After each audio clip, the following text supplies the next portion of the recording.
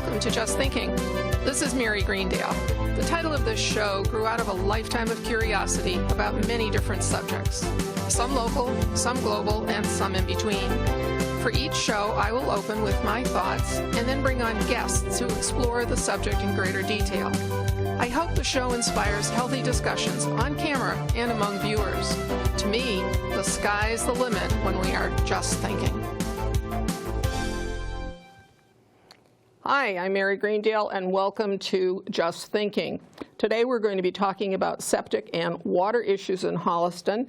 And for the very first time ever, we're going to be talking live on Facebook. I have never done this before, but I'm going to assume that it's going to be pretty much like the last 10 years when I've been talking to cameras and not knowing who's out there anyway. So, okay, so to begin with, and I'm sure everybody is most interested in the water discussion, in Holliston at least, the companionship between water and septic systems has been, it's close. Yeah. And if it's on some properties, it's really close.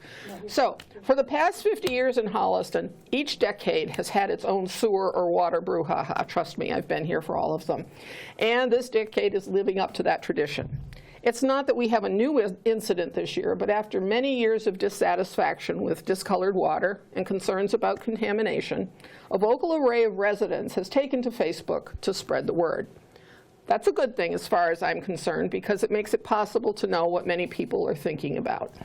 However, I do stop at thinking that it's a good thing if we threaten people on Facebook, and I hear that some of that's been happening, and I'm certainly not in support of that. Everybody needs to be civil. So, I hope to use today's show to address many of those questions and concerns, but let's start with some background. For people who moved here from afar, they may not be fully familiar with our form of government or with septic systems. I know I wasn't. In a few minutes, we'll talk about septic systems, what they are, how they work, how to take care of them. For some 400 households in this town, it's especially important because their septic system and their private water well is on the same property. Obviously, we don't want the two mixing together.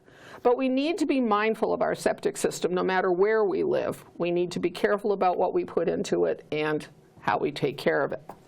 The other thing I want people to remember is that our form of government, like it or not, is weird, okay? Our form of government is slower than slow because we only make decisions twice a year, in essence. We make them at the town meeting in May. We make some of them at the town meeting in October. And other than those big decisions at town meeting, well, there is no other. You can't make a big decision in Holliston. The Board of Selectmen can't go ahead and decide to put in a treatment facility. No. They can't go ahead and do anything. So everybody needs to understand town meeting is pivotal. You have to be paying attention for town meeting. So with all of that said, yes, you can still get involved. You can have other ways of addressing things, but we'll talk about that in a minute. To get started, Paul Saulnier is a civil engineer. Paul does work on septic systems all over the place, a lot of them in Holliston. He's also, I thought that I should put in the disclaimer, he's also an anchor on Heartbeat of Holliston, and he is also owner of Holliston Reporter, or part owner of Holliston Reporter. And you might point out that I'm also backup Board of Health agent. And a backup Board of Health agent, and used to be on the Board of Water Commissioners. So he comes with lots and lots of background and baggage, I suspect, right. But we won't get into that. The other is Sean Reese, and Sean is the director of the DPW. How long have you been here now? 3.5 years. Is it really? I was guessing it was 2. But anyway, that shows you time flies. Seems like 20. It seems like 5. Okay, so, and you arrived when we took the Water Department and the Highway Department, consolidated them, yep. Eliminated the Board of Water Commissioners, right. And now put the Board of Selectmen in as the Water Commissioners in essence, correct. And away we go. Mm-hmm. And you are in charge of both sides, mm-hmm. Water and Highway. Okay, so I want to start with septic because as easy as it's, or as simple as it sounds, you flush the toilet and the septic system works. It doesn't really work that easy, all told. Right.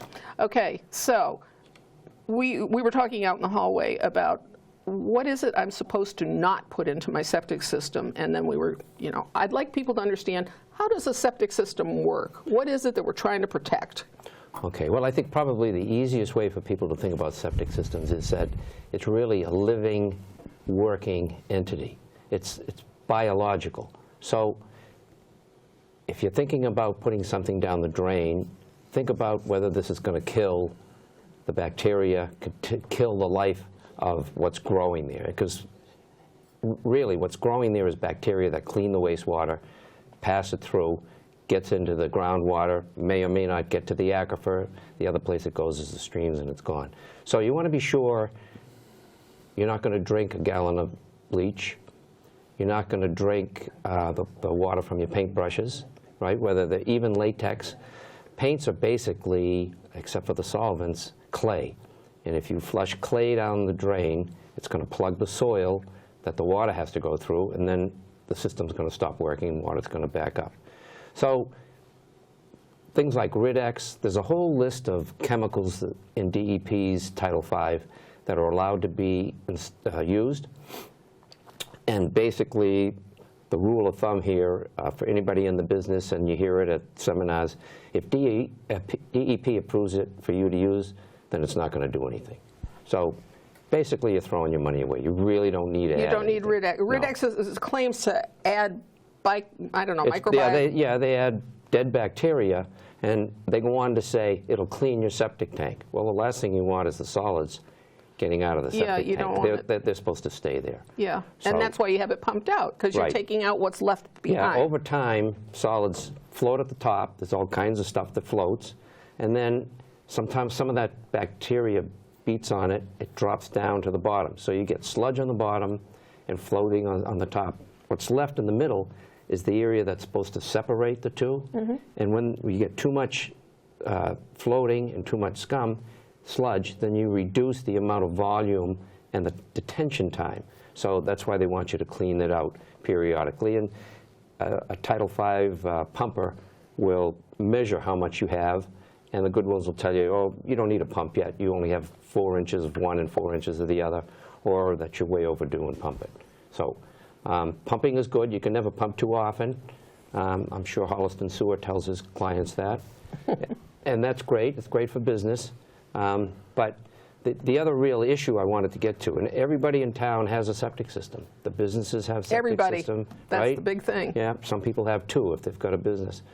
You have to know where it is. You have to know where that system is. I see people all the time drop trees on it, crush it, ruin a...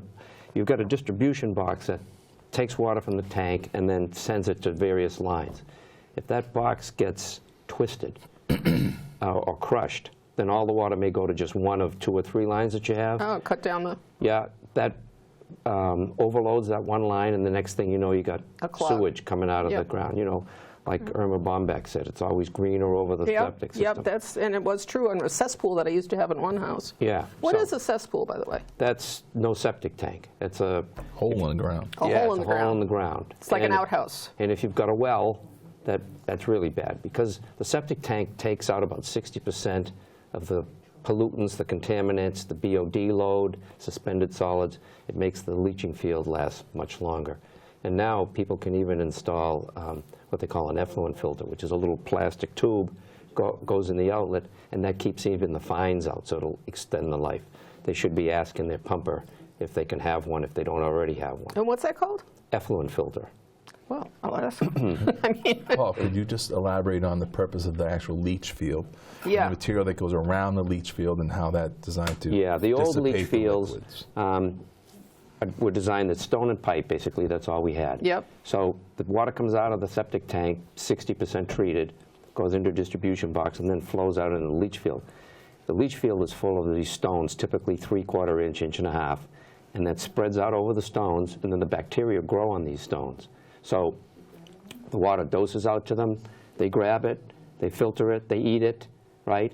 And then the water passes through. Now it's could be 70, 80% treated. It takes out a little bit of the nitrogen. It doesn't take out hardly any of the phosphates. And you know those things contribute to eutrophication in our streams and stuff.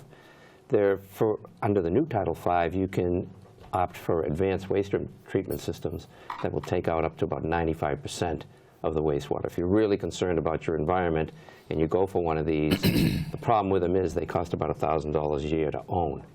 So we typically do those in the big houses in Dover, Sherburne. There's probably 20 or 30 in Holliston. The other good thing they do is if you're in a yard where groundwater is 2 or 3 feet below grade, and that's the area for most, it'll eliminate the mound. So instead of having this giant burial ground of an elephants in the backyard 4 feet high, you end up with no change. It also allows the trees to remain. Yeah, and that's a biggie because obviously we need them. And that gets into a whole other area of environmental protection. A lot protection. of areas of town, it's there aren't just that a many. big circle. That's the big thing, is trying to get people to understand all of this living stuff is all just one big circle. Right, and the leach field is, for lack of, is the filtration part of the sewer, the septic, the tight tank, where the solids or the liquids kind of dissipate out, and those stones and that sand bedding, that acts as the filter.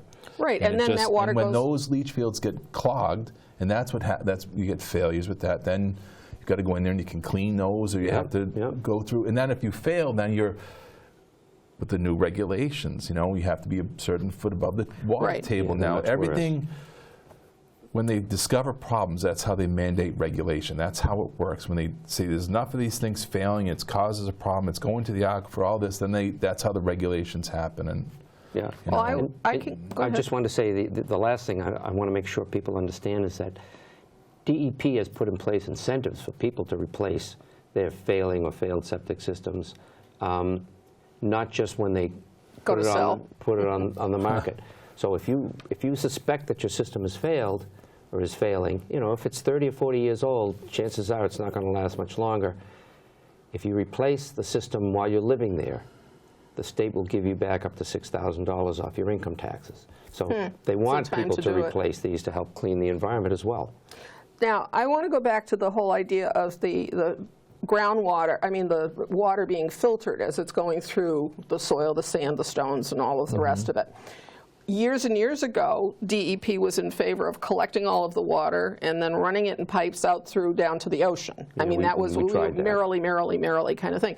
Well, DEP even changed their minds because nowadays they realized that all we were doing was taking the water out of the aquifers and chugging it out to the ocean, which didn't need it, and we ended up taking our aquifers and really starting to deplete them. So they backed off of themselves and started to say, well, the septic tanks that you guys were talking about using all those years, they're not so bad after all. And they're actually environmentally pretty amazing when they're working well. Okay, I admit they do have problems. But they do tie into the water supply. Everything ties into the water supply. So stormwater runoff is the new, not the new, it's been around, but the regulation is becoming more stringent. Yep. So that's an EPA Let's talk about what that is. An unfunded mandate. Basically, you need to better manage your stormwater. And stormwater is? Runoff from rooftops? Stormwater, right. That can be anything that goes into the road, anything that goes into the town's drainage system. Okay, the town. Okay. Any roadway runoff is stormwater runoff. And we don't have a lot of drainage systems, but no, we have. How many we do, but have? I don't know the amount. We have about 350 or 340 outfalls in town where it disperses into streams or ponds or off the side of the road. Okay. So we do monitor those. There's just more monitoring involved for contaminants that are in that groundwater or that stormwater. So which goes into the groundwater, which goes into the swamps. It can impact the life cycle of those wetlands. So let's go back to, you were saying in terms of the septic tank, I need to be careful about the products that I put in it. And I use vinegar. I use, old-fashioned, good old Eloise from 50 years ago who had all of these recipes for things. They didn't have, all the cleaning products. I don't have any of that stuff. I just don't use it. But what about if I decide I'm going to scrub the side of my house and I go out and get one of those vinyl washer kinds of things? They say best for vinyl siding. Put some kind of soap in it. They have some kind of stuff. You can even hire people to do it. Okay, but that stuff all just goes down the drain. I have a drain at the end of my driveway. You're all part of the same. Everything impacts the environment. Everything does. Okay, so when I wash my car, fertilize my lawn. When that happens on a new subdivision, even 2 or 3 lots, that water will go into a collection system on your lot and be discharged subsurface. And those will be designed to make sure that they're not in the groundwater. So you get some treatment for the water hits the groundwater and goes off. That's in new developments. Well, there's it's being enforced more and more. detention ponds throughout town. So the Okay. detention ponds are designed to capture some of that stormwater, like Paul was talking. So if you go in any new developments, you'll see these gigantic, basically look like ponds. Yep. They're empty There's usually. certain Yeah. Yeah. there's certain, there's one at the it's senior built, center. they're constructed to capture that runoff. Okay. And basically filter it out. Okay. So you're capturing on. But again, you're correct. Any if you have an oil spill on the road or something's leaking Whatever oil, happens. that runs off the side of the road, eventually ends back up into a stream or in a pond or anything All right, like that. let me go with my two biggest concerns, okay? Manure management, if you have animals, and I'm not talking about your pet dog, I'm talking about you're growing goats, you're growing chickens, you're growing whatever's. Horses, you got horses? Okay, manure management is one, and the other is fertilizing lawns. Right, Those are two things that need to be managed. You don't Right. have to outlaw them. You don't rule them out. But there are management plans for those kinds of things. Right. It results in, basically, it's like nitrification of the water, and it results in, it affects the oxygen level in the water, and it can result in fish kills and things like that. So Algae they blooms. continually, when you see an algae bloom, it's usually a result of something's been added to the water. It's a nitrification of the water due to some type of runoff. I mean, there's algae in water, and there's different things, but it can be as a result of that type of contaminant entering the water. So that's why they try and regulate it the best they can. Now, it's not any type of filtered water, but it filters naturally. If you can have the runoff on the side of the road, it can kind of filter through the earth.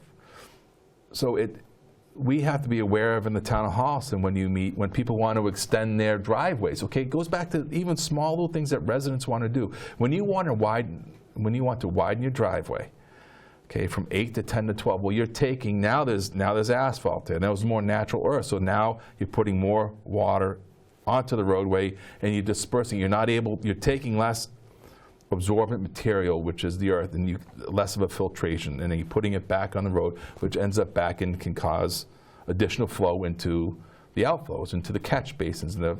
So it kind of all flows into the same thing. And that EPA, that's an unfunded mandate. So that's part of the town's responsibility to make sure you meet the new requirements, the new regulation for it's called the MS4 permitting. So we recognize that. One of the town meetings a year ago, I went and requested the funding to do that. So we've kind of covered it. We've been proactive as far as we know this is going to happen. The Trump administration delayed the enforcement of that for 1 year, but that 1 year is coming up within a few months. I don't know what they'll do, but we're aware of, we need to be aware of these new restrictions, new regulations. But even if you don't have the regulations, it's still, if you will, common sense. Yeah. I mean, You you've gotta seen people, stop. I remember people pouring things down the catch basin. They don't know where it goes. You assume it goes off into La La Land. It's never a problem. Well, it goes right down the road from you, into your neighbor's yard or to the pond down the hill from you, where your kids will fish from or you'll catch frogs from. It's all, then that could filter back into your drinking water supply. So I don't want to, for lack of a better word, we've really had a lack of respect for the environment. And there's been a lack of regulation over decades. So what did we need 50, 60, 70 years ago? Yeah. We needed industry. We needed jobs. We needed to put people to work. So if a company came in 70 years ago, town hall, and I will employ every person in this town. Let me build this factory. You said, all right. And the philosophy back then was, the more water you use, the cheaper it is. So here's all the water you want. Use as much. True. And then the company goes out of business 50 years later. They take off, and now what's left? Well, there was no regulation at the time, and now you're left with a contaminated site. So, that eventually can permeate back into the aquifers, and now you're drinking it 100 years later. It's just there's a point where you need regulation. There's a point where over-regulation is a problem too. So unfunded mandates are not really good. It puts all the cost to clean up these things on the town, and that's where there's always a struggle of what is going to be the priority, what is going to be the most important, what direction is the town going to go in.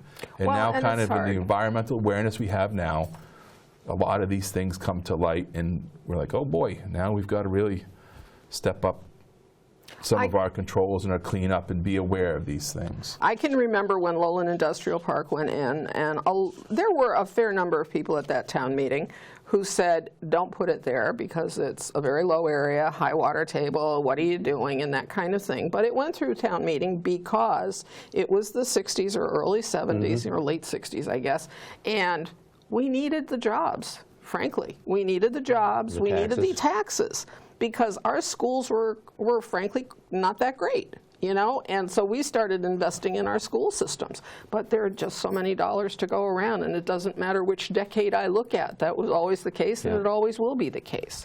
So I think that today we have a concern because people are a little more aware about the environmental concerns, and now we've got to start balancing better than we have in the past. And there's more platforms to make your voice heard. Oh, yes. So yeah, including the one we're on with Facebook. Right. You know, there's no question that it is more possible. But let's talk about the big issue. We're going to show you pictures here of the brown water, okay? So this is just an issue that has bubbled around, pun maybe, has been around Holliston for years. I even remember it being in the west end of town during the 2005 incident. We had problems out there. So we've got this brown water, and if this came out of my tap, and I've never had this situation, I've lived in 4 different houses in Holliston. If this came out of my tap, I'd be really, really freaking out. Okay. What is this? Is there another picture? Maybe there are other pictures too. That can, tubby. Come on, kids, you want to take a tub? No. What do you think? What is this? Well, I can tell it's sediment. It's iron and manganese buildup. Now, we could have been flushing. I don't know when the pictures were taken, but we never dispute that that's dirty water. I'm not going to tell you to drink that. I'm saying that's safe to drink. Go ahead. You're not going to drink a glass of rusty water. Okay. But in the majority of the time, the town of Holliston, we have an issue with manganese and iron in the town. The primary area is anywhere off of Central Street, Norfolk Street, Goulding Street, that whole area. Okay, that's served by the Well 5. That's where the majority of the dirty water comes from. Manganese and iron in the water is true across the whole town, though, because up at 4 at the well in West Holliston, that one was horrible. Right, you could those see are naturally Those are bacteria. Those are manganese isn't a bacteria, but the iron is a form of bacteria that is naturally occurring. So at well number 4, they designed a West plant. Holliston. They realized the numbers didn't work in the original design. They needed to add to the plant. The iron was higher than it didn't work. So they had to they went and retrofitted. And it does. Now you have get progressively worse. Yeah, you can see as we have a heavier load on the well. And that's another thing, development. Demand increases. We have more houses. Pulling water from further away. The wells weren't designed to run 24 hours a day. But the plants work correctly. Right. Coming out of those plants are non-detectable numbers. So the plants work as designed now. So you need the water's filtered, they're designed correctly, they work correctly.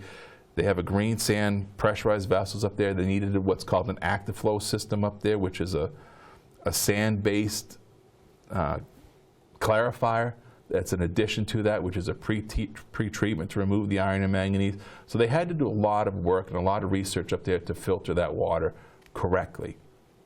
It works as designed. It works very good. It runs every day. Is that the best system that's available in today's technology? Yeah, that's actually one of the only systems in the country designed to do that. That's a very unique, expensive, pretty neat place up there. And certainly the public's always welcome to call me if they ever want to go up there and see that facility. It is neat. I have been through it. It is impressive. It is. And it works as designed. It's typically a series of pressurized vessels, so just green sand filtration can remove the iron and manganese. Well, the load was too much over there. They needed to do this additional kind of pre-treatment or removal. And they did that, and it works perfectly.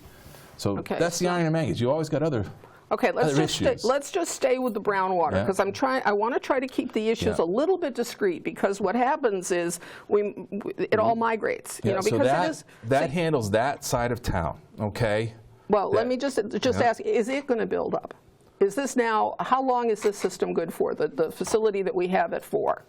the treatment Well, right now indefinitely, but that went online in '96, so it's 20 years old. There's been improvements made in 2000, so we continually make, replacements or continue to. We have good maintenance up there, so we maintain it. Now, is there Water come a chemistry day? does change over time. Yeah, right? and it's changed now with we had an elevation of THMs last year, so we test to see if now is that well now under the influence of surface water? Okay, if it is, then we need to add turbidimeters. So the water is continually monitored. So I don't know if people think it's just turned on and forgotten about, but we continually work with the state to make improvements that are necessary. So we always monitor the quality. So if the organics rise on the raw water side, it could have a potential for maybe we're under the influence of surface water. It's been tested, it's not. But again, the chemistry changes in the water. So could that have led to the exceedance of disinfection byproducts that we had out on that end? That could be a contributing factor. So that was last year. Well, the water department or the state hasn't forgotten. We work on that every day towards the ultimate solution. So we've since taken care of that, but we continue to track the TOCs, which is the total organic carbon in the water. We test for MPA, see if we're the particulate analysis, see if there's any type of infiltration of surface water. We'd have to extend the water main where your first customer is. We'd have to add different type of monitorings or different amounts of chemicals or where we add it, when we add it. So there's all different treatment techniques that we apply to make sure the water exiting the plant meets or exceeds the standards. You mentioned earlier that the wells aren't designed to be run 24 hours a day. I was going to ask about and that too. sometimes we have to. When I was a water commissioner, we were always looking for new sites. We had somebody we were paying every year to look for sites. The last thing we found was 7. Are there no sites left to do additional wells so the wells we have can be rested? Well, we haven't. We meet our demand now. We only can tackle so many issues at one particular time, so we haven't sourced new water. As we go forward with a new treatment plant, it'll be built to accommodate additional flow if we need to source new water on that end of town. So there's a well 3 up there in there 4, which wasn't abandoned. We can always tap into that and then pump it in. But that plant works as designed right now. Now, that's why we stress the conservation and water usage, where the state, they want to see nobody use any more than 68 gallons of water a day. So we're kind of right there. 68 gallons of and that water seems a like day. a lot, doesn't it? That seems like a tremendous amount of water. Yeah. Okay. But that's the guideline, the target number you want to aim for. And we meet those numbers. But That's now a we lot keep of water. Right, it is. What was it, South Africa? You sent me that article. 9 gallons a day. Right, 9. Cape Town, South Africa, they've got no water. They got no water. They have no water in portions of California. Right. Well, this is true. I saw Okay. something about that just yesterday. Okay, We're not there yet. We're But not when there we do have droughts. We had a drought 2 years 2 ago. years ago. That impacted water quality and the elevation of byproducts. So we couldn't flush. We have dead-ended water mains. It doesn't move. It has nowhere to go. You know, we have so a storage. You said we have storage capacity that's maybe a little bit too big. Right. We almost have too much storage capacity. Okay, and hydraulically, the perfect example is the Hopping Brook storage tank and Beatrice storage tank, where they're different heights. One is a 2 million gallon tank that's only 50 feet high. The one's a 1 million gallon tank that's 100 feet high. Well, in order to drain Hopping Brook to a usable level, you have to almost empty Beatrice. Okay. It doesn't work like that. Right. Okay, you can't have it work like that. So what we had to do to remove some of those disinfection byproducts, which are VOCs, is I went to town meeting and requested the funds to put an aeration system in there. It basically gets set at the bottom of the tank, pumps air into the tank, and strips off those volatiles, which improves the water quality. Okay. So we had cleaned every tank. The tanks hadn't been cleaned since 2007. So I had to go to town meeting and get the $33,000 to clean all the tanks. I increased the budget this year to clean 1 tank every year. The DEP wants 1 tank cleaned every year. So we get on a better maintenance cycle. So we didn't have that kind of regular. No, we didn't. Okay. And those can lead to wature quality issues. If you imagine if you don't have any turnover in a tank. Yeah. It can lead to bacteria, a glass of water. coliform hits. It's just not a good thing. You know, Okay, so just before we, yeah, I know, I put a dime in you and you kind of just keep going. But anyway, let's go back to the brown water. Okay, so keep that box going. That, yeah. All right, so the brown water in the west end of town at 4, where we had iron and manganese, and whether it ever showed up in the drains, I think it used to when you were flushing, and that was about it because I lived out there. But okay, so that treatment facility is taking care of the iron and manganese. Now, you still have sediment in the pipes, which that's Our why pipes you need or to your flush. pipes? Well, I mean, the town water pipes. mains, right? Yeah. Okay. So even if you still have sediment in the water lines, that's why you flush twice a year. You need to flush throughout the town twice a year to remove that sediment, because you'll get brown water. We get it on Underwoods every once in a while. There'll be an area that has brown, but you need to maintain the system. You need to constantly maintain the system. Do you think we're doing that? We do. We're much better at it now. Okay. You do directional flushing now? We do directional flushing. We do unidirectional flushing. You close valves. You get it to go the opposite way. So there's things you can do to really scour the water. We don't have much tuberculation where we don't have a lot of iron buildup. Yep. We have a lot of manganese buildup, which looks like cake on the interior of the pipes. Okay, so anytime there's a change in flow, it just stirs it up. Okay. Right. All right. But on that side of town, we don't have a tremendous amount of water quality, dirty water. You have it when you have dead ends or cul-de-sacs. We have a lot of them in town. Yeah. We have a lot of dead-ended water mains. We don't have a lot of looping. But you have to remember that these towns are built on just old cart paths, and they become roads, and then they become streets. There was no real design as far as, okay, we want everything to loop together. If everything was a big circle, we have more water movement. So we try and tackle it as we can. We're going to loop Hanlon Road this year. We tie that in. So that kind of increases the movement on that side of town. On that side of town, there's not a lot of homes. There's a lot of dead ends. You have a lot of water that doesn't tend to move. And you can have water quality issues. But so you can only tackle so much at one time. Right. So we've got the treatment facility at 4 out at the west end of town at Weston Pond. Now you're coming to town meeting this year. You're coming to request $8.3-something million to put a similar treatment facility, I assume. Correct. Okay. At Well 5, right, which is over off of Central Street. 784 Central Street. We also have one at 6. Right. The filtration plant is designed very similar to what's on Mayflower Landing. Okay, and that's There's no additional pre-filtration. It's just pressurized green sand filters. Okay. The primary design is to remove iron and manganese. And so those people who are living, and most of the complaints, I think if we go through the stack of comments on Facebook, most of those complaints do come from the section that is the north. I get about 13 a day. Okay. Dirty water calls a day. Every call that comes in is logged. The account is noted and it's sent to me so I can track them, because the state wants to know as well. I know when people call the state because they have reason, because the DE calls me and said, what are you doing? What's going on? And we try and explain, but the only way to really, the ultimate solution is to build a plant down there. Okay, nothing else can fix this problem. Well, we're flushing today. Okay. That works for about a month or two. Okay, so that the temporary. And when you flush, you create a tremendous amount of dirty water. Yeah. So it's a catch-22 right. The ultimate in a way. solution is to build the plant. Unfortunately, the plant's not free. The plant costs $8 million, and now we're at the point of, okay, how do we appropriate the funding to do that? Okay, so we're going to go to town meeting, and let's again remind everybody that's listening, watching, whatever, the only way that we get decisions in this town is at town meeting. It is not that the 3 members of the Board of Selectmen are going to decide. It is not that Sean is going to decide. It is strictly up to town meeting. And, we end up with 100 people at town meeting, some of whom know what's going on and some of whom don't. That's when it counts. All right? So that's the beginning of civics 101 historically, in Holliston. what's happened is 200 people. Water infrastructure takes a back seat to other priorities at the town, schools, everything. Public works in general is always on the back burner, but we're not. And always viewed as the enemy, but we're not. We're the best advocates of clean water, of good roads.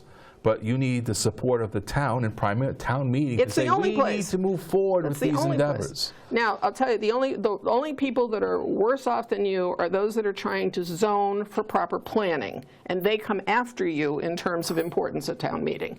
And some of that is where some of this problem lies as well, because some of our problems are from development and where we ended up developing and how we develop. But that's the cart, the horse is out of the barn, forget about that. Going back to this $8.3 million, how long will it take for that facility to be constructed? Well, the way the state funding works is we'll get approval to appropriate money in May through the SRF funding, which a portion that allows for water. We wouldn't make a payment for the following year. So it's a delay in the state funding for 1 year. So realistically, you're probably 2 to 3 years out before there's an operational plant there. When do you start designing? The design's already done. The design is done. The design is done. The pilot study is done. We know the water quality. We know how to treat it. So the plant design is done. We just need to figure out how to pay for it.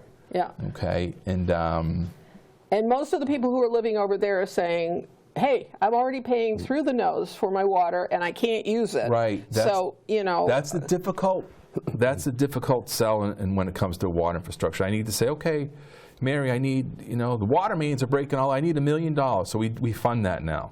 So now I'll say, Mary, I need to clean the water. I need another $8 million. So that's my responsibility is to someone say, hey, this is the priority for the town, and that's what really my job is to say, these are the priorities we need to focus on, along with everything else that the town needs to try and fund. It's difficult when residents come say, I can't afford to pay the infrastructure fee. What is it even for? It's to replace all the water mains. Which is stuff we used to be doing. Right, I mean, we should have been doing. Unfortunately, there's no monies that are free or federal money. It's difficult. It's a difficult sell. The infrastructure bill may or may not help?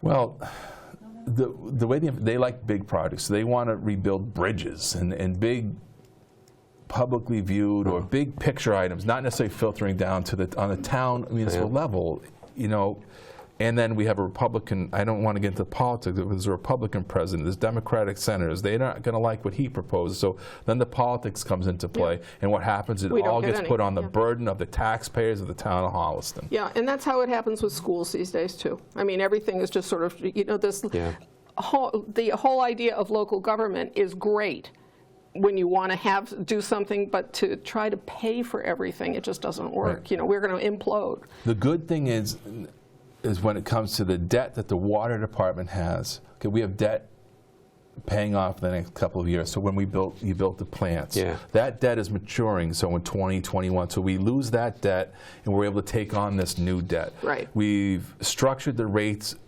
well enough now that we can absorb the cost of that payment. So we're not raising any rates this year at all. Good. We'll examine it next year, but we think we can absorb that payment within the kind of the operating budget that we have now. Okay, so here's something, this is the first time ever, okay, we actually have somebody who's just sent us a message via Facebook. So it's a legitimate question. We're trying to answer it now, but this is from Liz. I moved to this town to raise my children thinking they would be safe here. Oh my God, I think I feel like somebody on a real TV show. Anyway, now I worry about their future health just because of the water they ingest. How do they fix it? Actually, I'm going to ask that we stop and think about it. This is really a we fix it, because there is no they here. Again, it's town meeting has to, act on recommendations. For right now, we're saying the water everywhere in town is safe. If you're getting brown water, we're talking about a solution at the town meeting.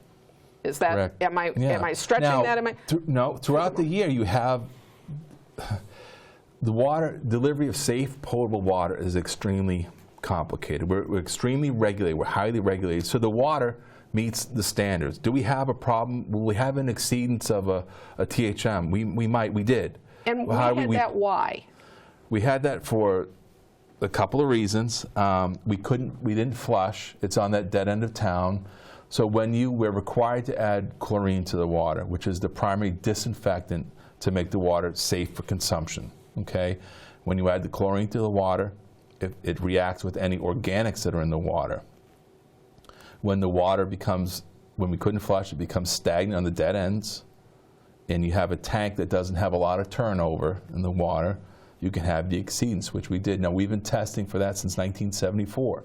And it was the we first had time? one exceedance at one location for 1 quarter. That's tested quarterly. And those numbers are averaged out. There's a locational running average that you need to factor in. So it was like the perfect storm. It was just, It don't was. I remember and, there was... and you know, it wasn't just Holliston, it was other towns that have the same type of problem. So what do? Okay, we're required to publicly notify. Yeah. Okay, there's And no, you did if you that. have an exceedance where the water's a hazard of any, whether it's acute, whether it's something right now, it takes you 30 years to consume. We're required to notify. We can't change the language on that. We follow the directives of the state and the EPA, so we sent out the notification saying this is what happened, this is why it happened, this is the corrective action. So, and based on those, if you drank that water, and we had that contamination, we never did any correction, it's 2 liters a day for 70 years.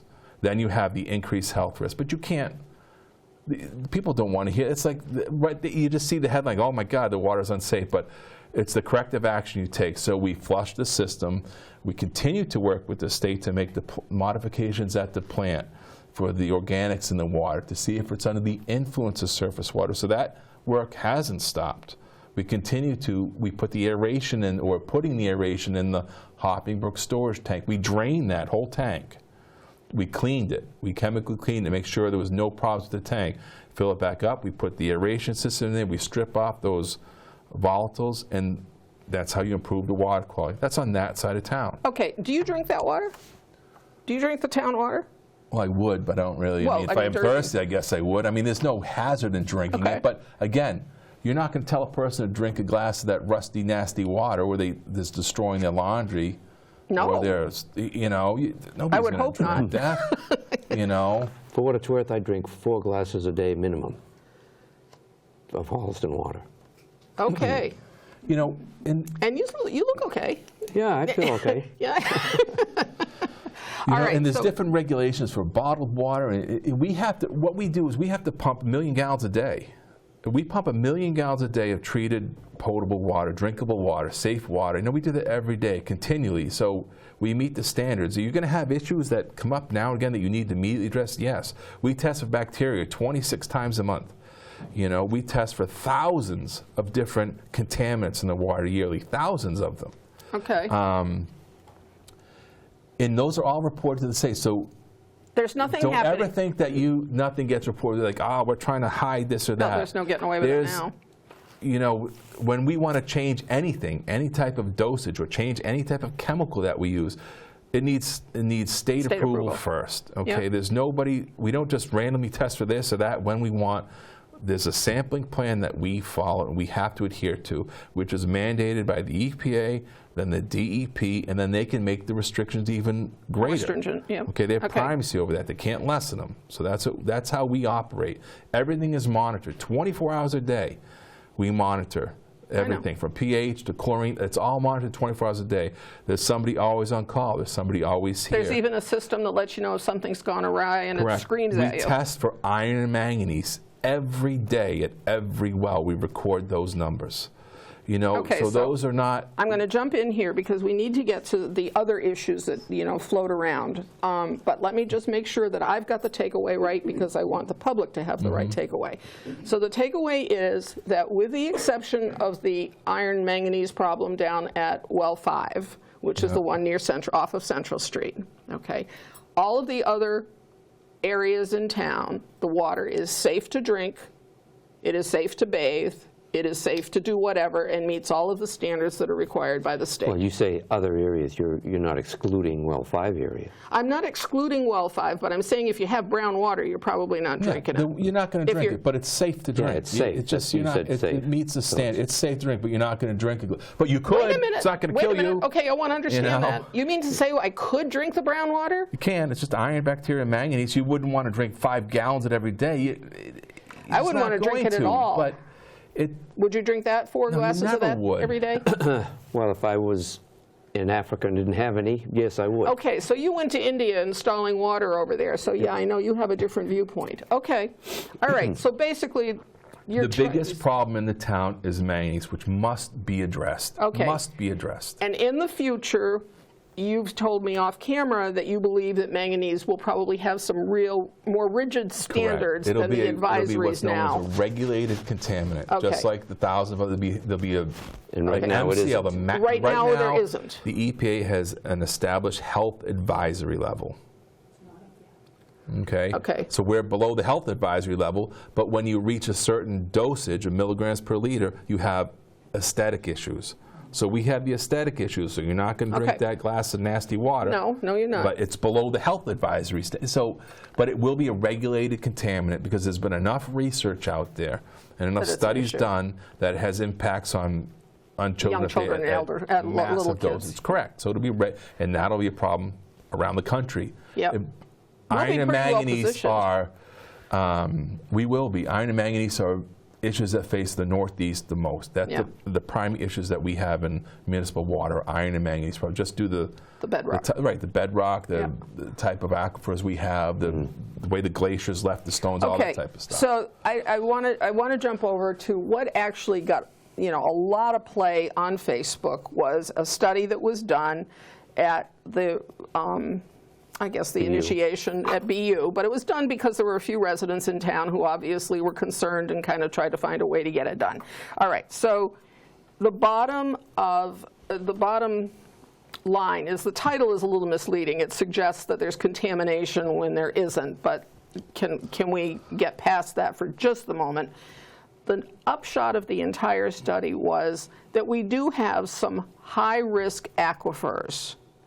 That means Well, they're Exactly correct. vulnerable. Vulnerable. Or high risk. It's a They use two vulnerability different test terms. to to say the aquifers. these aquifers, and we have very shallow aquifers, so that means, or at least my takeaway, correct me, storm runoff's got to matter a whole lot more. No? Well, they're If it's- saying that they're considering shallow, I believe, in that city, No? 20 Okay. to 50 feet of, Okay. of where the water They're just table gravel is. deposits between ridges, and we're lucky to have them, or we would have no water, because you can't do rock wells like you can in a private residence. But they just happen to be shallow. Okay, but so the upshot of this this study was, let's get a whole bunch of partners together. The research world, the people world, the world of the people that actually do the work, and study further what this study looked at and some of the contaminants that were out there. Is there anything in there that you would disagree with? No, I wouldn't disagree with that. I think it points out the fact how vulnerable, how important or fragile the ecosystem is. On those 5 particular properties is where the They focused on 5 samples sites. took place, both water samples and soil samples. They found those contaminants in there. Now, the research uses known material from going back to the 80s. That's where the information comes Right. from, correct. It's so not there's that nothing, there's nothing new in here. Right. We've known all of this stuff for a very long time. Right. And the good thing about the study is, now there's no, it's important to know the contaminants are not in the finished, they're not in the drinking water. It's in those, confined to those spaces. But what we need to do now, and it'll maybe hopefully prompt the town to say, okay, how do we, Address what's our this. approach going to be? Now, of those 5 sites, there are 2 active sites that are still Let's commercial talk about properties. the sites. Let's talk about the sites, because we've got Axton Cross, which is across from the Phillips station up on Route 16 as you're heading toward Milford. Right. Behind it, yeah. Behind it. You've got the one that's over by, well 6, the Fenwall, Yeah, Kitty Right, Fenwall. Kitty Fenwall that they used to use, or do they still use it for No, I don't testing? think so. For No, they don't fire do any testing, extinguishers? but I know it's still in operation. There's still Okay. an office there. So there's that one. There's what used to be the transfer station, Casella well, it's still a Still is, yeah. transfer station. It used to be more of a dump at Casella, which is across the street from Lowland Industrial Park Mm-hmm. on Route 16 in the east. Then what do we got? Bird property. Bird. Bird. Oh my God, with the 200,000 tires. How could I forget? Yeah, that used to be a dump where this man just got paid privately to accept absolutely every kind of contaminant you could imagine. And it was back in the day when there were no regulations, and people just did it. so you had a 5-gallon or 10-gallon or 50-gallon whatever, Bird would take it. So we got that one. And then Lake Winthrop. And then Lake Winthrop, which is really kind of a different animal from the others. It's all seems to based me. on the dioxin, I believe, is their concern. Yeah, and we use that to kill the weeds, as I Right. remember, right? So we been paying created for it a ever problem since. for ourselves when we tried to solve the problem of the weeds that were in the lake. Okay. Have any of those sites actually had any testing that showed that it's gotten into the water anywhere in those sites? Not into the drinking water. No. Okay. Not in the raw water supply. No. When you say not in the raw water, Well, I want to say, when people, if you say, oh, it's in the raw water, we just filter it. It's not even in the raw water supply. It's not in the other raw words, the water. It's not wells in the haven't sucked filter. it in. Right. It's not in our well areas. in our wells. Correct. So now are we in the recharge area of the aquifer? Is that where they're taking the samples Some from? of them- well, they're taking, I believe they're taking the samples on the actual That's site. where the sites are. Okay. But it mentions the different zones. Zone 1, there's Zone 2, the recommendations are we own all the Zone 2s, which is 400 feet of the well. Zone Yeah. 1. The Zone 2, we own that, the town owns that property. The Zone 1 is and the then, 400. okay, and then the Zone 2 is the Recharge area. recharging area. Do we own that? We don't own No, all we that. don't own No. that. That's where, like, the Kitty Fen well is close to the Zone 2 recharging area. All right. I'm going to ask you to back up just for a minute. So we've got the well site, and then we've got 400 feet around that well site Yeah. that we own. This is required Zone to 1. own that. Yeah. Okay, we own that. We control that for all of the wells. Okay. Now, beyond that 400 feet, how big a space are we doing? It From varies 400 depending to- on the geology. Okay. And who We don't own decides- it. Who decides what that geology says? DEP? Well, we did studies way back when to determine the Zone 2, as he mentioned. Okay. And then there's even a Zone 3, Okay, which just- goes even further. Okay, But stay that's with my all the Zone rest of the 2s. town, Okay. mostly. All right, so now in we've got general, all they're these. talking about a good bit is anything that can potentially kind of Flow to there. recharge the aquifer, right? Okay, so if the water is flowing in this direction, it says one thing. If the Underground. flowing is, if it's going in the other direction, we're not going to worry about it. Am I right or not? No, Yeah, and they haven't actually mapped to Yeah. a good extent the direction of the groundwater flow. Is that something we should map? It's hard to do, but eventually, yeah, if you're worried about that particular site, like the Bird property, getting to, say, well 4. Yep. And there are a few monitored wells between our old landfill, now, Yep. yeah, and well 4. Yep. And we used to check them back in the day when I was there, but we never found anything.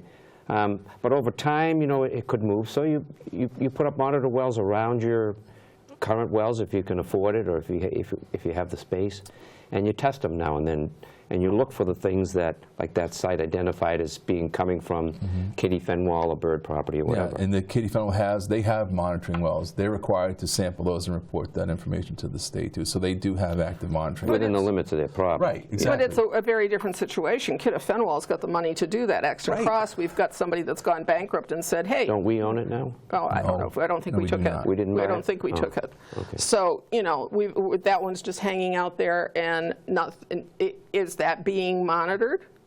Do you know? Who monitors it? Well, the state, the DEP, had the original information. I don't know how often they monitor now. Okay, I and have therein no idea, but therein- that's still private property. Okay, but therein lies a real problem. And that one, believe it or not, actually is a bigger problem for Medway. The runoff from that site is going goes to Medway. goes all the way to Medway. Well, Yeah. but still, it has to go Chicken through Brook. Holliston to get there. But that's a real problem, because I know that at a state level, it takes an awful lot of manpower and it takes a lot of resources to do the supervisory kinds of things, monitoring wells or whatever and that kind of thing. And I'm betting, Well, I'm betting DEP it has doesn't been happen. decimated. Their Yeah, they have personnel are way hardly down. anybody left. Yeah. So nobody is basically monitoring that. And so my takeaway from this would be, is there a way for the town to set up monitoring systems for any one of those spaces so that we're the first ones to know if something's going on? I think you should. I think it should be explored. The private the towns are going in and put monitoring wells on private property. Then are you assuming any type of liability? What's going to happen is eventually it's going to be the town's problem anyway. That's you don't own it, but guess what? You're going to you're going to inherit own it. We're going to own it. So you probably have to do something like that. Now how do you pay for something like that, or like how do you fund that type of thing? Those are the bigger questions that are beyond my desk or Your beyond pay the grade. town or beyond. Yeah, I know. You know, how does the state or the town assume that liability? Can the state assist with that? What type of program can be established by the state? Because Holliston, the report could be any town in this state or any town in this country.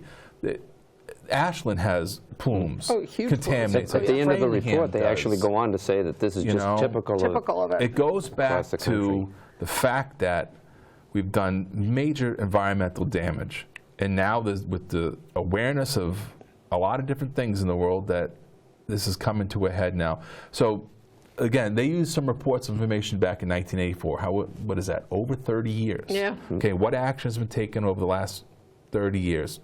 No, none. But okay. Now it's time to probably do no action's something. been taken, but by the same token, has anything changed? No, We don't even know right. that. Exactly. So nothing is. But do you want to wait until the? No, of See, course. do you want to be You want to be proactive. reactive and Right. say, okay, now we've got a problem, or you're going to be more on the proactive side and say, okay, with the findings or what this report's saying, you know, maybe we should think of doing something in the town and engaging Well, DEP and other powers that be that help let us me ask a do question that I think it came up somewhere in the report. How expensive or how possible would it be for us to connect to MWRA? I know we all did. don't want it. We One looked person into asked that. about that. I was someone, but there's no community around us that has the MWRA water now. Doesn't Ashland? Natick. Right, so So you'd have to pipe. you'd have to transmit, Okay. do a direct transmission line. Mm-hmm. Say if you wanted to hook up with Ashland, only a small portion, if any, is served by.